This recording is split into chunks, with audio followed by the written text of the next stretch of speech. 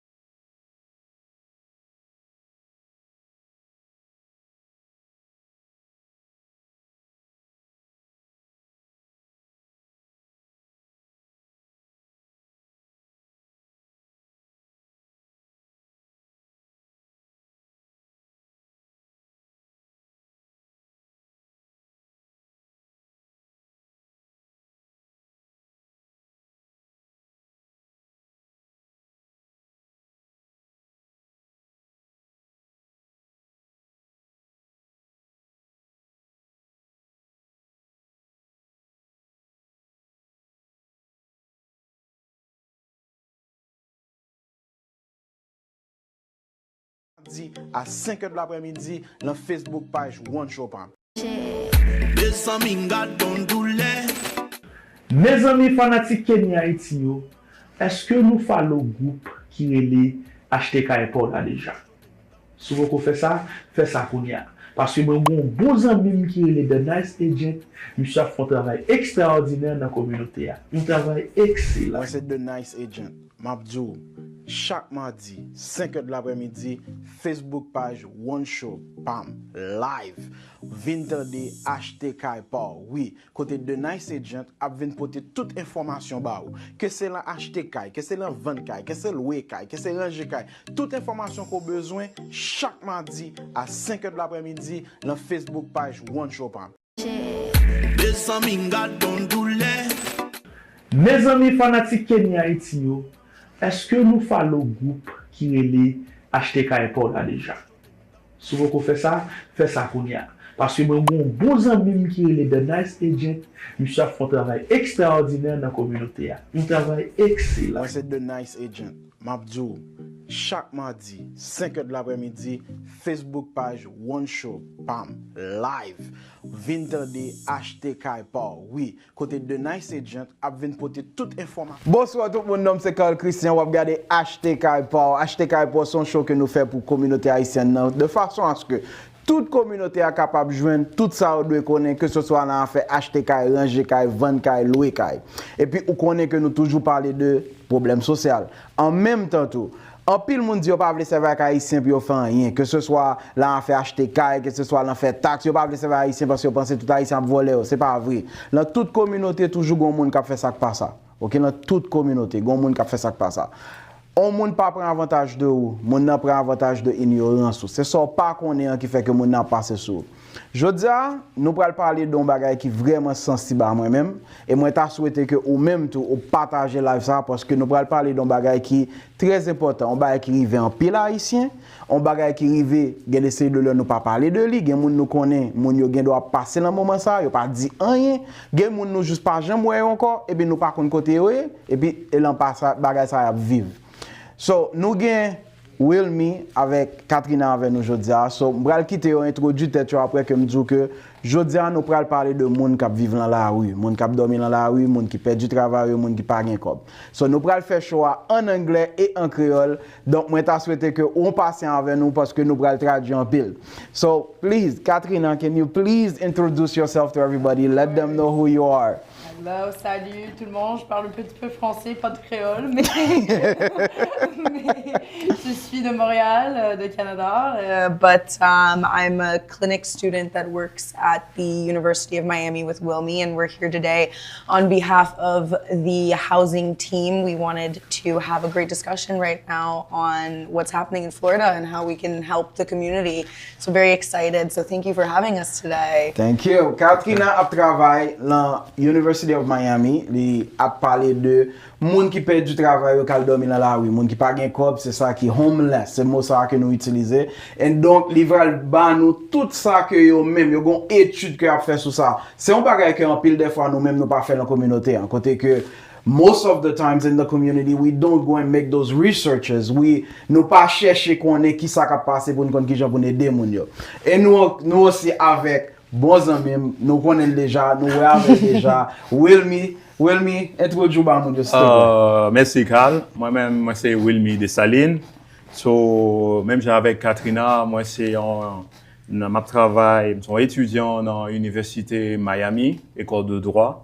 So, nous faisons partie en clinique dans l'école là, c'est clinique Human Rights. Et juste pour nous commencer, discussion que nous parlons aujourd'hui, c'est une discussion qui est plus basée sur politique qui est appliquée à Miami. Et aussi, je voulais préciser que toute discussion, tout ça n'a dit qu'on y a, c'est pas legal advice. C'est juste une discussion open. Côté nous pourrons parler de crise housing dans Miami. Ok, donc première question que moi gagne, the very first question that I have, it will be for, I would say, maybe Katrina. So, I know that in the studies, a lot of times we talk about people get homeless. What are the different causes that you guys have actually encountered? Question que me pose, c'est qui ça qui ont fait un monde à dormir dans la rue? Qui différentes raisons qui fait que nous jouons monde qui dormir dans la rue? Well, okay, in this state, there's a lot of reasons I could name you right away. I think a lot of the time when we're talking about homelessness or people that are unhoused, it has to do a lot with the lack of infrastructure in healthcare. We have so many people who, you know, when you have a health crisis, you get buried in bills and that cascades into larger problems. And, you know, you start making decisions of, well, do I pay for my rent or do I pay for food or do I pay for education? And so I think there's a lot of systemic reasons why we have such a problem, and it really stems from the cost of living. Like we look at how affordable housing is. It's not in this state, and you couple that with the cost of healthcare, the cost of food. It's like, it's no wonder people fall easily into falling behind their bills, and then renter protections are not something we were talking about that a little bit before, right on before we started, but you don't have that in this state with, you know, being able to keep people in permanent housing solutions that are long term, and especially when they're vulnerable. Wow. So. Ouais, m'a pral di on bagay que Catherine a répété qui c'est une des premières raisons que li rencontré, c'est un monde qui tombe malade kal dans l'hôpital. Et moi gen un zanmi qui docteur nous a parlé de ça tout le temps. Si moun nan fait 3 mois à l'hôpital. Un exemple Covid, dans le moment Covid. Moun nan fait 3 mois à l'hôpital. Dans 3 mois ça yo, bill yo pas campé yo même. Car la faut le payer. OK, l'autre jour m'a regardé gon moun yo sou moun nan, will be li mouri parce qu'elle pas payer loyer pendant le mouya. You know, so it's crazy. So, on bagay qui très important c'est que faut nous penser à tout bagay ça yo parce que gen pile de fois n'a vivre Britsoukou, n'a vivre Jean Nouvelé prend tout petit comme dans le Dubaï avec et puis en réalité nous pas penser que si me fait 6 mois malade, si me fait 5 mois malade, qu'est-ce qui peut arriver? Mais je dis n'a rencontré de série de monde qui dévouent la vie à étudier qui ça qui a passé. Et Catherine a montré que pas d'infrastructure, qui veut dire pas un côté que vous mettez moun sa yo que arrêté permanent, pas rien qui vraiment basé dans Florida pour aider moun sa yo. Oui, mais qui sont ajouter dans ça? Ça ajouter pour me dire que il y a un lien qui vraiment close entre income monio et puis prix kay qui a monté. Parce que prix kayo avec augmentation de income monio pas aligné. Jamais. Par exemple, soit regarder, soit prendre Miami ou après dans zone Floride là, yo augmenté income monio de 29%. OK. Et par contre, prix kayo, moun qui nan rent, yo augmenté de 39%. Wow. Ça veut dire qu'on gap de 10%. Wow. Bon. Et m'pa parler de moun qui vle gon single family homes. Oui, ça. Augmentation, c'est 63%. And that's because of the real estate market too that we That is see. going crazy. Somebody just asked that question. What is the government going to do regarding prices of homes that is going skyrocketing? Donc, ouais, disons que, oui, me dit, imaginons que, on prend exemple, un monde qui était qu'on a fait $1,000, so qu'on y a là, la fait $1,290. L'été qu'on a payé $1,000 loyer, qu'on y a payé $1,630 loyer. It is crazy. And it's speculation. It's I mean, you're in the real estate market, so it's a great perspective that we have, but we have a lot of developers that come in and they snatch up land and they don't care about the people that are living there or the communities that are there. And that's what we see. We have a lot of growth in Florida, but it's not sustainable. It's not long-term for the people that are really here, have been here, That is true, because Jean-Wal Abdoulan c'est que gen des séries de l'heure que développeur moun qui vin bâti ka yo vini yo entre yo commencé bâti yo pas care qui boy a bâti qui Jean bâti. And one thing that I always mention, Katrina, is this. The developer comes in, an example, our community, Little Haiti, completely disappeared, even changed the name to Little River. So therefore, now you have those builders, they come in, took a house from a Haitian community for $400,000, teared it down, built a $2 million home in it, and then now the taxes of that $2 million home is $20,000, and automatically the neighborhood taxes go up. Displaced. And here it is, you had somebody living there for like 60 years with no income, living on Social Security, and their taxes just quadruple. Yes. They can't live. No. They get forced out. Yep. So, c'est ça qui a privé là. Tant que moun nan Jean sont expliqué, moun nan le builder a venu prendre ka la pour $2 millions. Quand il a li fin prendre ka la, li bâti bravo kay $2 millions. Tax kay ça $20 quelques mille. Quand il y a tout moun nan zone nan, yo vinn taxe yo monte tout. Mais ou gen on moun tant que ça ka arrivé maman, ça ka arrivé grand-mère, ça ka arrivé grand-père. Côté que yo pas travail, yo sous social sécurité, mais taxe yo qui multiplié. Qui ça va faire? C'est deux météo. Mais si vous n'avez pas l'autre côté pour y aller, et vous mettez dans la rue, là, problème. Yes, c'est bon l'autre bagarre encore que nous avons souligné. Nous parlons de spéculation en immobilière, ok? Nous parlons aussi de développeurs qui ont construit plus de bagages luxueux. Ils n'ont pas construit en quelque affordable. Ça, c'est un problème. Ça crée ghetto, mais ghetto pour riches. Ça crée ghetto pour riches. Et puis, un autre bagage qui est vraiment important encore, c'est pas qu'il y ait assez de protection pour les gens qui ont et tout. Ça, c'est un gros problème. Let's dive into this one, Katrina. The protection for tenants' right, tenants' protection. So let's dive in this one. And I'm going to say it because, I'm a realtor, I own properties, and nobody likes squatters, okay? Nobody does, and I'm going to say that. But I just had a conversation with Katrina, and she kind of like changed my mind a little bit, So squatter, qui ça qui est un squatter? Un squatter, c'est un monde qui était, li pas un côté pour l'été, et puis li joue dans un qui vide, l'entrée dans un là, et puis li dormi là pour occuper des pieds. So, normalement, nous tous d'accord que, li entrée, c'est voler le volant caille. So, quand you vin gen property rights in one hand, tenants right in the other hand. Qu'est-ce que fait plus sens? Of course, if I'm an owner, I'm gonna go for property rights. Yes. But now, Katrina fait moins bagay. Et si c'est tout bon. Freddy rentre, la pluie a tombé, ou gen ti moun, ou pas gen côté pour dormir. Yes.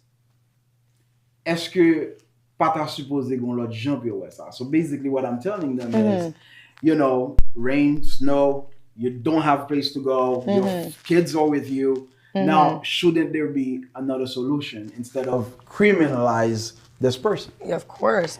I think we approach this problem in a way that is just very inhuman in this state. We had a proposition for a tenant bill of rights to give people protections when it comes to their property, especially renters, because when we're looking at who's affected by eviction, it's usually people who are renters, and a lot of that is the Black, Hispanic community. Like those migrant communities are the ones that very much face the brunt of getting displaced. Yeah.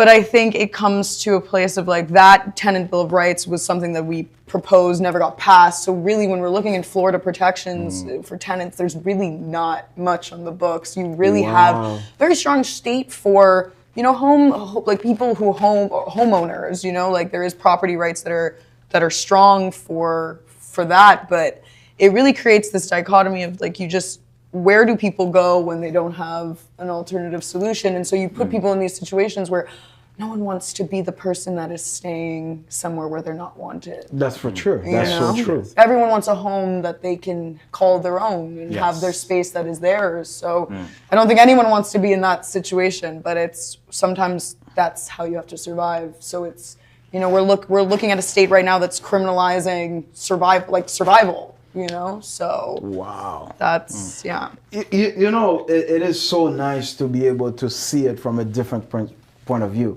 because I've never seen it from that point of view. Because at the end you felt like you were being violated yourself because people were just going into your home, but now you're seeing it. What if that person really have nowhere to go? It's not a choice. Donc, on bagay que nous voulons expliquer là, c'est que moun nan gen doit vraiment pas côté pour l'aller. Et je dis avec Jean que Will Miss a dit un prix qui a monté, income là pas monté assez vite pour le monter. Donc il veut dire que grand pile moun qui pral nan problème ça puis devant que nous pas même connaître. Donc c'est qu'on y a pour nous supporter travail que y a faire de façon à ce que yo ka une solution pour que j'aime dire ou pas ka vle pour criminaliser un monde qui a dormi dans la rue. I'm going to give this example, Katrina, before Wilmy, I'm going to let you say something. Is my daughter, one day she said something to me. She was like, but it's not right that they put spike on the benches because they know it's anti-sleeping. Yes. And I'll be honest with you again, I never paid attention until she caught it.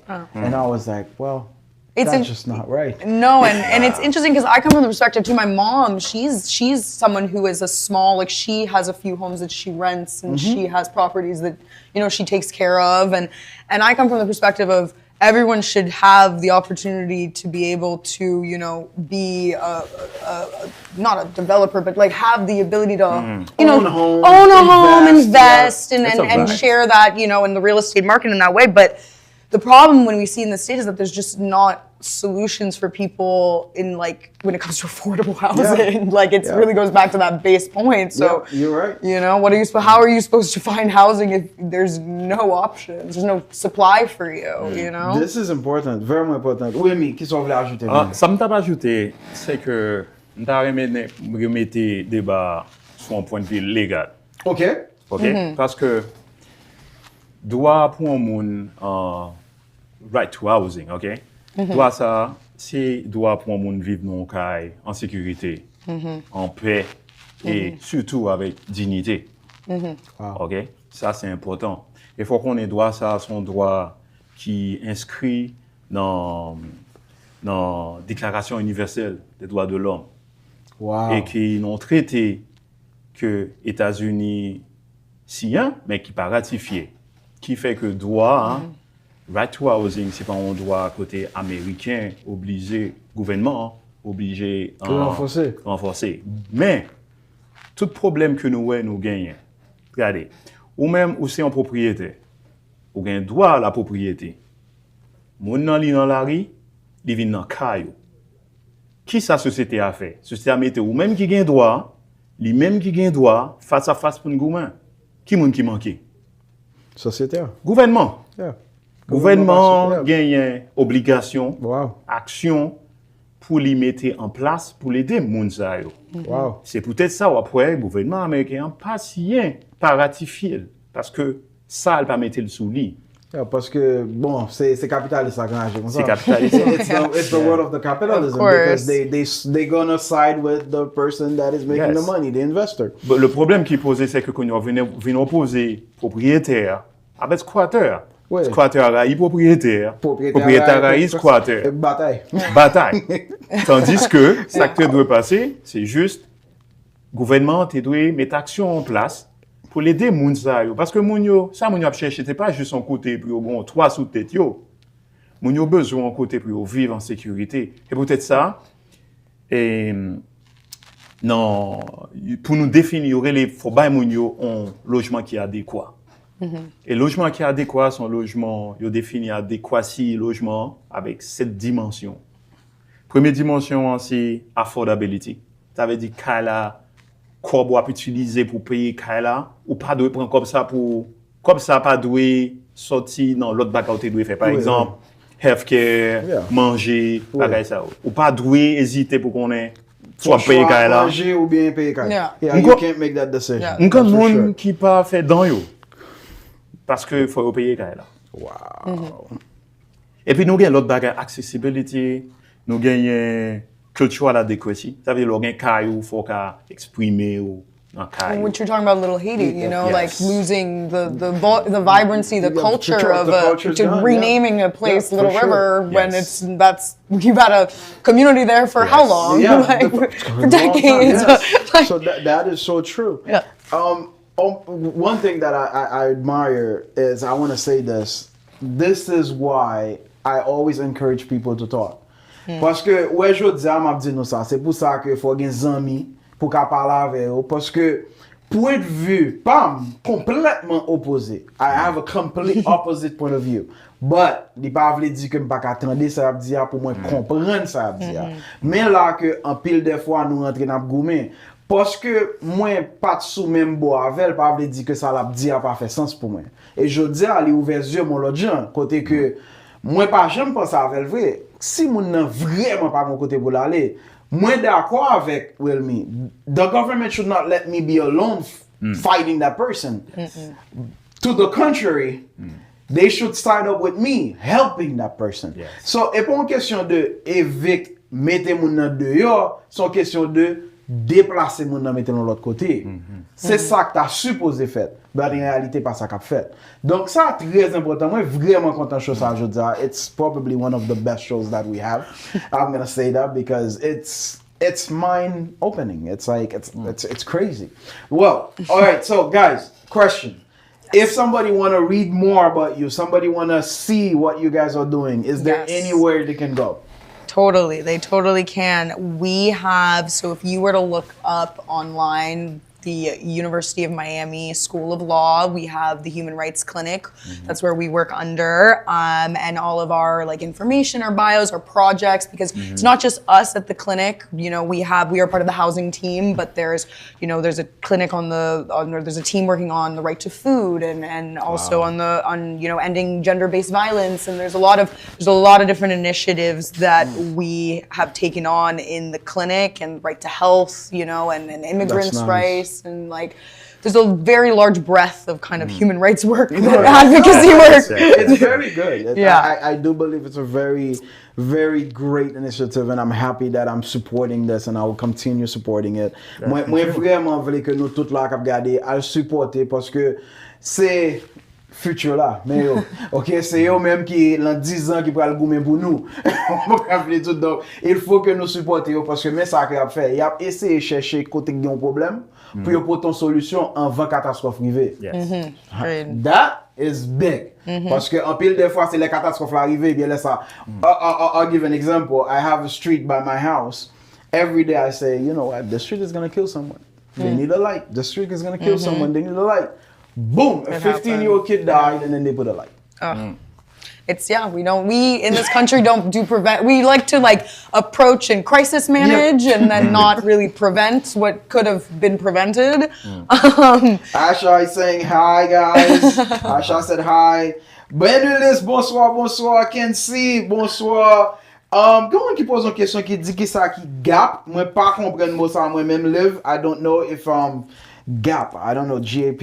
I really don't know what that is yet. But I will research and I'll let you know. Ma belle chat on it. Hi Evelyn, full baby. Enik Florestal, zami pam.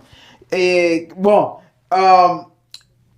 Somebody said something that the government that's here, the administration here right now, is there anything that you guys see positive or negative that is coming in housing? Qu'est-ce where will make it passer? Parce que même the administration before, they didn't feel much. But hey, I don't know. What are your thoughts on that? Based on your research, of course. This administration. So, l'impact de l'administration, nous connaissons une administration fédérale et puis une administration state, au niveau de state. Au niveau de state, on va qui était déjà mis en place. OK? Il y a ça, son bill qui était voté par Congrès, plus Chambre des représentants dans Tallahassee. OK. Il a voté un bill, il y a les HB 1365. OK? Bill, ça, c'est signé par le gouverneur DeSantis en 2023. Et puis, ça qui vient d'arriver, c'est que Bill, ça lui-même, son bill qui était chargé. Bill là était chargé. Ça, Bill l'a fait, Bill l'a mettait pression sur toute county, toutes municipalities pour interdire campement dans la place publique.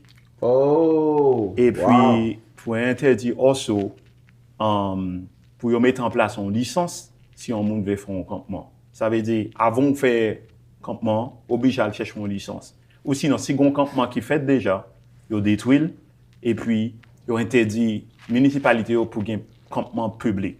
Ça qui vient arriver, quand il y a ça, c'est que il faut mettre une pression sur la municipalité. La municipalité vient liable. Parce que il doit interdire tout campement public. Vous comprenez? So, campement public n'a parlé, c'est un couple d'Akadjo, un groupe de monde qui part contre côté puis à dormir, ils ont juste été, ils mettent des petits tentes. So, basically, en Haïti, ça nous est les tentes. Nous sommes dans l'époque, Covid, dans l'époque. Oui, tout le monde a dormi en battante, là, goudou. OK, so, c'est ça qui a parlé. So, il y a un bill là, je dis, qui dit que c'est illégal pour un monde faire ça. Et que quand on a su faire ça, que county autorité a supposé arrêter ou bien faire ça, supposé faire sous point de vue criminel.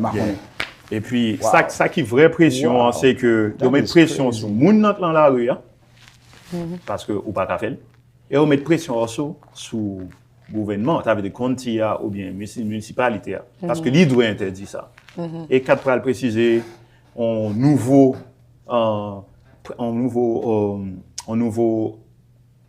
parti dans la loi qui entre en vigueur depuis janvier 2025. Can there be any worse? Tell me. Well, yeah, no, now essentially this new year, what happened is that, like Wilmy was saying, it's called a private cause of action for any citizen can see now unhoused people in the street, and if they say it's an encampment, they can essentially just have the city now be liable if they allow the homeless people to be on the street. So basically we're reporting them. Yes, it becomes like a snitch state. And something to just realize when you really are living in this is that I think we can all agree when it comes to the right to housing and then it comes to criminalization of homelessness that there's points of agreement in that. I think everyone believes truthfully, whatever side of the political spectrum you're on, that having a home and having the ability to house yourself and having access to education and resources in the grocery store, everyone wants that. That's no matter if you're Republican, Democrat, I think we can all agree. Of course. We migrate here for that. Yeah, exactly. Yeah. And I think also when it comes to the criminalization of homelessness, what really moves the conversation a lot of times is talking about the cost of criminalizing homelessness, because Miami spends about $70,000 per month having to police homelessness issues and encampments and do sweeps, when that money could easily be put in to doing other things. I build homes. We could actually build them a home and pay for it every single month. No, that's what I mean. So it's when we say that, this is the only way that we have to sweep them off the streets, and get them off the street and out of mind, out of sight, all that. It's not really doing anything to the root cause of the problem. Wow. You're just giving people more fines and just perpetuating a cycle of poverty, because that's what just happens is someone who's living on the street doesn't have doesn't have the money to pay court fines and then you're never gonna get any money out of them anyway. No, and tax dollars, your tax dollars goes into paying for people to sit in jail for crimes that are literally of them sleeping on the street. It doesn't make sense for anyone. It makes sense for no one. Level. Donc, pour moun k'ap comprendre yo, c'est mais qui ça que lié. Donc, imagine que qu'on y a state nan dit que on moun k'ap dormi dans la rue ou k'ap prend téléphone ou le site ou dit site hey, sou pas vinn prendre moun ça là, moi même m'a vinn dehors parce que moun ça pas supposé être là. But qu'on y a bon poser nous en question. Qui bon moun nan brale? That's the problem. Where they gonna go? There's no way of putting them somewhere safe. And that is a major problem. You know what I'm realizing today is it's a way bigger problem than most of us know. Yes. And I would It's love for very- you guys to keep talking about this because the same way my eyes open now, I'm hoping with this show it's gonna open other people's eyes because wow, it's a problem. It definitely is, and it You has know. been for a while. You look at like Miami Beach is a great example Yes, of yes. a I see it. county that has started criminalization of homelessness decades ago. They did it quietly. They're quiet at what they're doing, and the thing that's really crazy is that with all of these, like they're like, well, we give them an alternative. They can either go to jail or they can try to find a house or whatever. But you want to know the truth of the matter? There's not a single homeless shelter in Miami Beach County. yeah. Not a single one.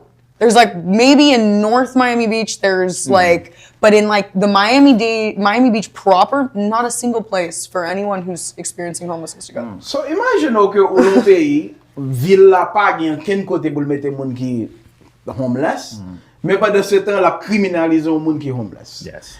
And j'en nous parle ya, majorité des fois, moun nan pè du côté l'ete ya, c'est pas parce que li fait tintin. Bagay ki simple, tant koute gon exemple, I'm gonna give an example that happened I think it was like 2 years ago. Two friends that went to the Dominican Republic, and then somewhere, somehow, they got arrested. First, I don't even know if they did something wrong or not. They ended up spending 6 months in the DR. Quand on imagine nos deux moun sa, mwen nou te wèl nan Facebook, moun yo fè 6 mois à Saint-Domingue. Quand on a leur moun sa retourné, think about it, they are back. No home, no cars, no job. Kote ou gale. Okay? Et c'est pas faute yo. Ou moun te gen doa malade, moun nan te gen doa on ba arrive ou bien on divorce capable mettre moun dans situation comme ça. Ça ka arrive. Donc, moi pense que yes, nous besoin pile travail sur ça pour que nous comprenions que hey, and what I'm going to say is very hard but it's true. You're not immune to it. Il ka arrive tout. No, OK? that's not true. À n'importe quel moment, on bagay ka arrive, c'est ça qui fait que chose ça existait pour l'aider nous. Mes amis, investir, faire l'argent, rassembler ti comme nous, à faire des depuis nous font bagay nous courir à Dubaï là-bas, ça finit. OK? I have nothing against Dubai by the way. I want to say it, but that's the joke of the show. Every time they make money, they go to Dubai. It is kind of like the Disney World. Yeah. So, but yes, it's faut nous faire attention parce que là faut nous apprendre vivre l'autre gens. Moi rien mais que fait que me porter ça pour nous parce que me voulais faire tout le monde connaît ou pas à l'abri. Moi-même, moi pas à l'abri. N'importe qui bagage qui arrive à n'importe quel moment. Donc yes, je dis un travail pour nous aider moun ça plus que nous dire garder qui ça arrive. Moi je vais ajouter un bagage vraiment très vite parce que grand peu de monde qui dit en fait loi ça c'est pas une loi qui vraiment criminalise homelessness, c'est plus interprétation loi parce que soit regarder l'autre phase, on doit dire OK, loi ça c'est une loi qui force le gouvernement créer plus shelter pour moun yo. But they don't. Le problème c'est que yo pas gain fonds. Yo pas mettre fonds disponibles pour yo faire. Yo plutôt utiliser l'argent pour yo arrêter moun yo. Lo regarder tout bagarre ensemble. Wow. On dit, yes. Le regarder tout bas ensemble, on dit qui but là? But là, c'est really to erase these people from the public life, public space. This is the Yeah, but goal. where are they gonna go? No, they erase you. So, what they do, c'est ça qu'ils font, c'est que soit ils mettent fines sur vous, soit ils mettent vous en prison, soit ils poussent en dehors de la ville là. Et puis ça, ouais, passe et tout. Mais, vraie question, c'est qui moun ça ouais? L'on prend statistique, ouais, moun sa yo majoritairement c'est moun noir. Yeah. L'on prend statistique, ouais, moun sa yo c'est filles qui, l'on prend moun qui dans la rue, l'on prend filles qui dans la rue. Majorité filles ça c'est moun qui déjà vulnérable, yo expérience domestic violence. 58% filles qui dans la rue domestic mental violence. health, crisis, that people, Single mother. yeah. Wow. Children, youth homelessness, yeah. LGBTQ. It's on the rise. It's on the rise. L'on vient ouais c'est même moun sa yo qui vraiment vulnérables dans la société, nous, hein. Monde que nous pas voulons, ouais, c'est eux-mêmes qui dans la rue et nous continuer à par oppression au lieu de nous aider. Et peut-être ça, dans la clinique, là, nous vraiment advocate pour nous faire reconnaître right to housing comme un droit fondamental aux États-Unis. Faut nous connaître droit ça, dit fondamental en Haïti, dit fondamental en France, mais pas aux États-Unis. Définitivement Canada. Ouais, définitivement, ouais, exactement.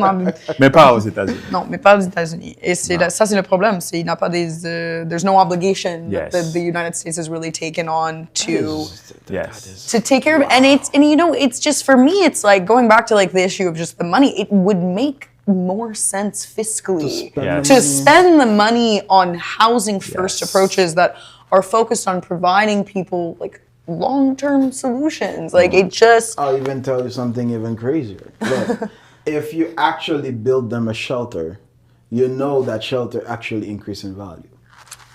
So at the end of the day, it makes perfect sense for anything, but why they're not doing it, nobody knows. Jean me dit, pour capable, si t'as bâti un édifice pour mettre moun sa yo, édifice sans son édifice, ils sont en terre. Qui ça t'est fait aux États-Unis? Monter. Donc, ou pas gaspiller comme là du tout. Ou pour un fond, ou bâtir, ou mettre moun yo, occuper moun yo pendant un moment, après 20, 30, 50, 60 ans, building là vaut plus comme. Et puis, on a juste ajouté, il faut nous connaître que droit au logement pour vivre dans un cas qui est adéquat, ça pas veut dire que on pourra le vivre en côté free of charge. no. Yeah. Non, moun yo veut vivre à dignité. Moun yo veut payer. Ça, moun yo besoin. C'est juste kai affordable. Yo vivre en côté. Yo pas penser que, oh, est-ce que m'a payé kai là? Ou bien est-ce que m'a mangé? That's a big Ça, one, c'est man. ça, c'est sous gouvernement, oui. C'est action gouvernement obligé pour. It's not giving a house to Yes. every single person. Like, No, that's not nobody going to did that. solve the Nobody housing did that. Nobody crisis. did that. No, when we're talking about, you know, the right to housing, Yeah. I think people sometimes get lost with like, oh, well, you're just saying give everyone a Yeah. house. No. Definitely is not the solution that's going to work, is not giving house. No, let's not Not do that. giving houses away. No, but creating space at least. Bruce says, much respect to you guys. He really admire what you guys are doing. Thank you. Miriam said, this is crazy. These are things that we don't think about. It's true. Edith Jacques, bonsoir, comment est? Yes, nous sommes en retard. Excusez-nous tout le monde que nous sommes en retard. Je veux dire, nous avons une petite difficulté. But, bon, ouais, tellement pas prendre là, que je vais une question pour me poser encore parce que, like, I'm speechless. It's crazy because at the end of the day, this is something that you said that I'm bringing back. This is where it is very important that we start getting together. Yes. Ok, ça que Catherine a dit en commencement, c'est que l'heure pour que nous capables de mettre tête nous ensemble. Et gon bagay que nous toujours dit là dans le show, que depuis dans Guinée, que nous pas jamais haïtiens pas veulent mettre tête ensemble. Ok, même si c'était vrai, c'est devoir pas aujourd'hui pour capable commencer à changer ça. Parce que j'aime Zoulan, li ka arrive au tout, li ka arrive tout.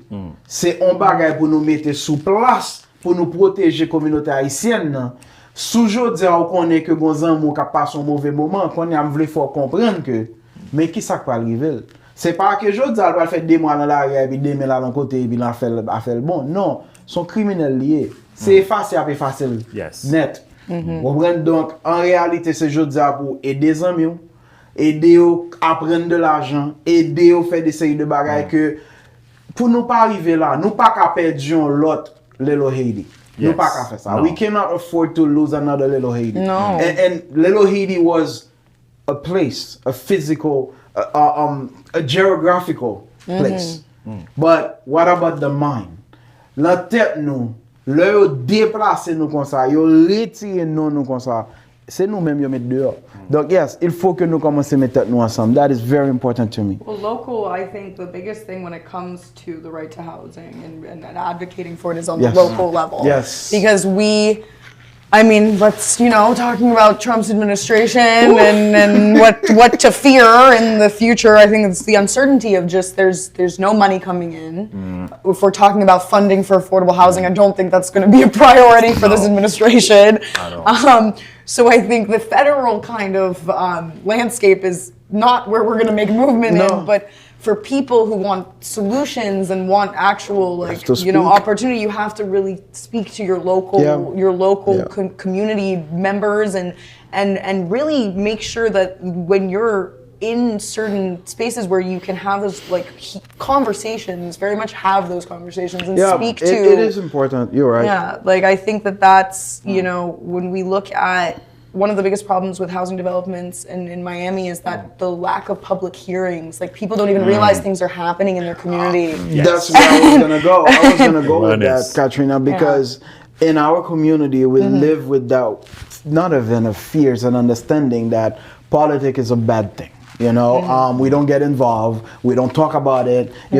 We have that thing, if somebody's in politics, they're probably doing something bad. So we always stay away. We barely vote. I'm not gonna lie. Okay, we don't do that. So ça que m'a dit là, c'est que nous l'on monde dans la communauté haïtienne d'un côté que nous pas voter. Nous pensons que politique c'est un mauvais bagage. Depuis on monde dans politique nous dit monde dans son volet lié son bagage qui pas ça. Mais en réalité ça Catherine a dit nous là c'est que l'heure pour que nous-mêmes le nous chita nous l'on zone côté que gon commissionnaire gain on meilleur là parler. Ouvert bouche ou dire un bagage. C'est pas vle dire qu'on politicien pour ça, mais c'est pour parler pour dire que moi t'attendais là acheter Kaipor. Catherine a dit tel bagage. Est-ce que ou même vous pensez à battre son shelter dans city pour là? You have to.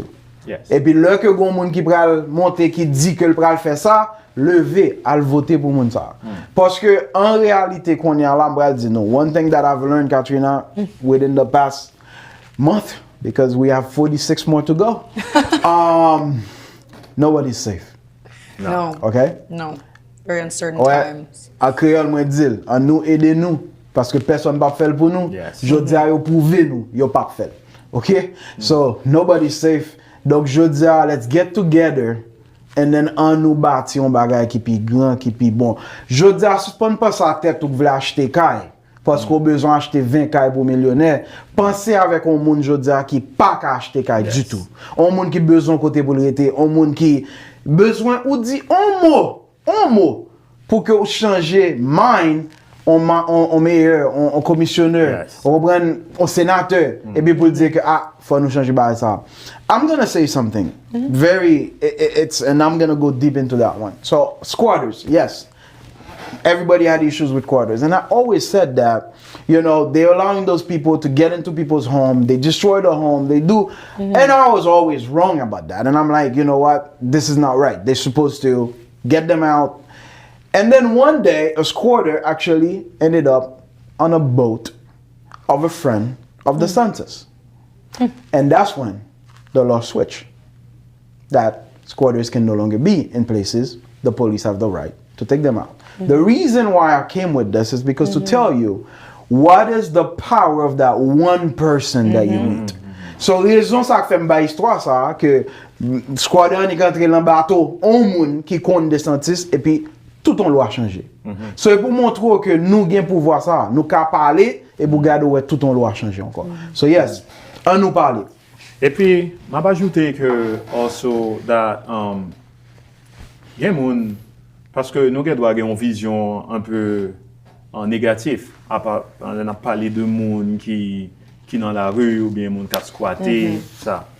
Mais il faut nous rendre compte de cercle vicieux que Catherine a parlé. C'est que les gens entrés dans ce cercle, ça.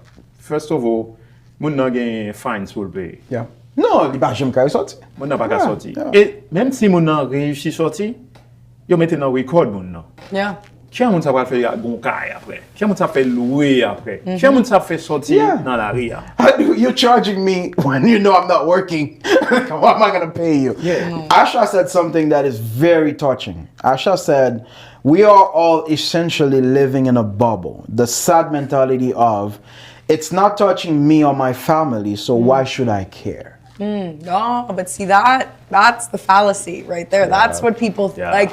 We all say that about ourselves, but in this country, there's no safety social nets. No one's safe. It does. No, that's the scary part though. Unless you're 1%, unless you're the Elon Musk of the world, for real, there are so many things stacked against you in this country that can easily put you in a hole that you can find yourself, living on the street. And that's why we have to, it might not be affecting you, but you don't want to, if it ever happens to you, you want the kindness of strangers. You know, I'm gonna say it, Katrina, today. Everybody that's watching us, and I'm gonna say that in Creole as well. Anik, after the show, just go home, take a pen and paper, and write down how much money you have that you can live on if you're in a hospital bed for 6 months. Can you survive? And then that's when you realize, yeah, it has not taught you yet, but it is possible. That's what it is. En pile moun pa comprendre ça. Nous vivons au jour le jour. 2 mois et puis tout bagay. Yes. Like I have a lady right now that was supposed to buy a property. Right now, I was like 30 minutes before you guys showed up. And then I got the phone call, she says, Carl, she cannot buy the property. Why?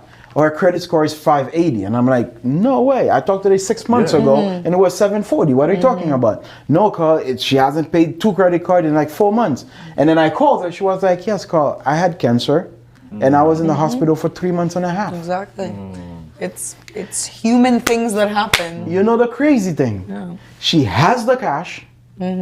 She cannot buy because the condo, if you don't have 700 credit score, you cannot live there. And that's a huge thing too. Like mortgage, getting access to funds as someone when you if like you were saying before, people that have an arrest record, or if you have like, you know, if you've been delinquent on bills, but getting access to funding and being able to like, that's when you talk about the right to housing, it's not just access to housing physically, but it's also just the ability. Like how is it that you can, as a person, as a citizen of this country, be able to really get to a home in a monetary way? And that's not just making money, but also what are the mortgage rates that you have for you? Oui, you know? So ça, Catherine a dit, c'est que là, on a parlé de droit de propriété, c'est pas une question de caille seulement. C'est habilité pour qu'à joindre calentour. Tant que je dis, I'm sorry to say, vraiment few Haitians can actually live in the city of Miami or North Miami or North Miami Beach. Very few.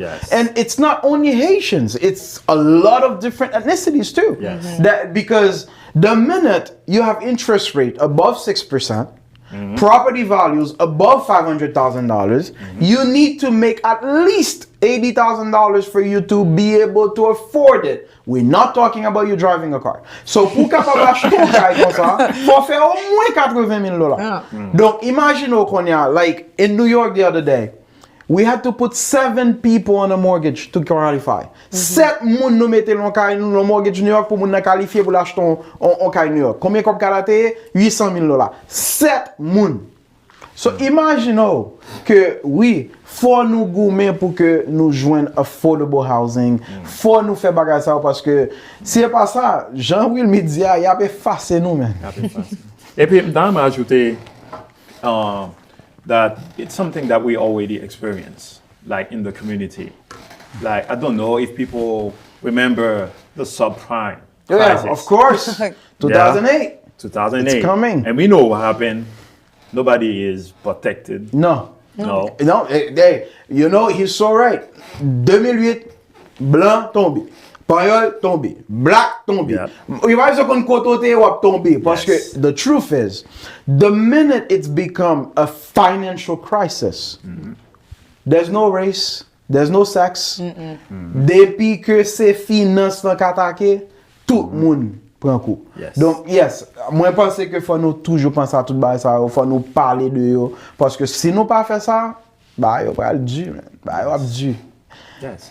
So, guys, Katrina, can you please give them one last advice, one last statement? Of course. I mean, I feel like we could keep on talking forever.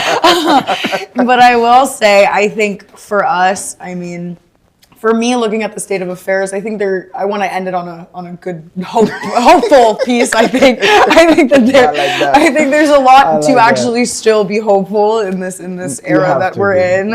And I think that having, like I said, discussion and really coming together as a community and really just organizing locally, like that is the key to strengthening what we're facing right now. Like I think when it comes to just like people having to face just the instability, like uncertainty. It's Yes, really, it's just, yes, that is the hardest part, it's huh? uncertainty, Yes. and Yeah, it feels like, what can I do? How can I do anything Yeah, about it? But that's I so really true. do think that like coming and engaging with your community and understanding you do have frameworks that fight for your rights and that you should, you know, like interact with them, educate yourself on them. I'm so happy that we had the time to, you know, sit here and talk a little bit about, you know, the international right of housing, because I think that like people don't talk about that really in this country. They don't. So I really do think like understanding that, you know, there's models in the world for housing that are very social, that, you know, we talked about the combit and like and like that type of commune living is something where a lot of places in the world thrive with, and social interaction and having that type of like integrated, you know, community land trust model, like there's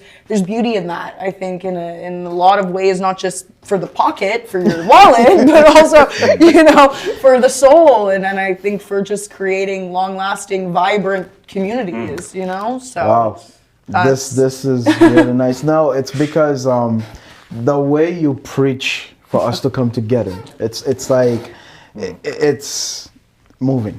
Oh, thank you. To say the least. Thank you. And she used a word that says the combit, so I'm gonna plug it in. So bon, ouais, bien nous entendre que Catherine a dit nous que ça que nous supposons faire qu'on y a, c'est mettre tête nous ensemble. Et Jean quoi même lui dit que gain l'autre gens que l'autre pays adapté à problème ça que nous t'es capable copier, mais nous pas faire. Donc en même temps tout m'a tout dit nous 31 mai nous allons gagner deux combits exactly, you know, and on va que moi je voulais dire tout le monde dans deux combits qui va venir, c'est que nous pas vendre nous rien. C'est un bagage que moi tiens que depuis on moun relè moun dit m'call moi faire cigare ba ça m'a vinn non. Si vous voulez venir apprendre au monde faire cigare, pas de problème. Vous voulez venir apprendre au monde qui j'en pour faire sur écaille, pas de problème. So de combit c'est ça que lié. Donc moi t'a souhaité que nous comprenions ça, que nous tout est venu dans de combit. Nous va venir sur tout Facebook à partir de aujourd'hui de combit nous là. Wilmy, qui dernier mot t'as aimé dire mon yo men? Non, moi pas non moi-même. M'a pas citer on monde qui ont partenaire nous dans clinique là. Il y a monsieur David Perry. Monsieur c'est executive director Miami Coalition to Advance Racial Equity, MCARE. Monsieur dit criminalization is just an expensive way to make homelessness worse. So Wow. c'est de ça nous t'ai parlé tout à l'heure. C'est que moun qui dans la rue, moun qui pas gen kayo, moun sans abri yo, les nous criminaliser yo, c'est juste nous faire ça a expérience ça faire Plus mal. et fait plus expensive pour société. Pas grand ken remède dans criminaliser moun. Et m'a juste fait un aparté parce que nous t'ai fait un rapport sur Haïti. Moi-même avec Katrina, nous faisons un rapport sur loi qui criminalise homelessness in Haiti. Et nous regardons toute loi qui gagne dans le code haïtien. Et nous avons pile qui criminalise vagabondage, mendicité. Tout le monde sait en Haïti, c'est fine et prison pour eux. Et on va prendre pile aujourd'hui avec I'm learning so much. Avec le travail que nous faisons, nous détectons loi ça yo, et puis gagnons une initiative globale dans le monde côté a détecté toutes ces lois ça yo et les PD laws qui PD offenses qui visaient moun qui a fait bagaille comme si activité qu'on besoin pour vivre tous les jours, par exemple un moun qui couchait dans la rue, un monde qui lave école dans la rue ou bien un monde qui dormi dans la rue, tout ça yo c'est offenses yo et moun ça va payer fine, il y a un problème. Nous même nous pas voulons pour gouvernement utiliser pour utiliser ça yo pas qu'à faire parce que c'est job gouvernement pour take care moun ça yo. Parce que pas qu'à faire ça yo met criminalisation sur moun ça yo et moun ça yo nous fait société à mal ouais. Et nous-mêmes nous fait ça dans rapport ça. Et c'est pas nous-mêmes qui fait ça arriver, faut qu'on ait un nouveau code pénal qui va l'adopter en Haïti. Code pénal ça, yo éliminer vagrancy, vagabondage là-dedans. Nice. That's nice. Et peut-être ça me dit, faut lutter contre la criminalisation. Oui, c'est le cas fait d'un côté, Yes. la fait de côté. Yes. C'est comme ça que lié. Wow. Tout le monde qui est là, nous connaît Christine Boal venir là avec Jay Taxou, Konya là, nous connaissons nous bon petit cal dans Christine là, but guys, I want to say I'm very happy. I learned, somebody just said that I've learned so much here today. This is very deep and I think this is what we need to do. I'm so happy. Moi vraiment content que nous t'ayons un petit moment ça pour nous chita parce que je dis n'a pas apprendre que hey, si nous pas mettre tête nous ensemble, n'a péri. Acheter Kay pour lier, n'a pas encore mardi à 5h de l'après-midi. Merci. Gars. Thank you. Mes amis fanatiques Kenya Haïti yo, est-ce que nous follow groupe qui relait acheter Kay pour là déjà? Si vous faites ça qu'on y a. Parce que moi, mon bon ami qui relait The Nice Agent, monsieur a fait un travail extraordinaire dans la communauté. Un travail excellent. Moi, c'est The Nice Agent. Mabdou, chaque mardi, 5h de l'après-midi, Facebook page One Show, bam, live. Vinter de acheter Kay Paul. Oui, côté The Nice Agent.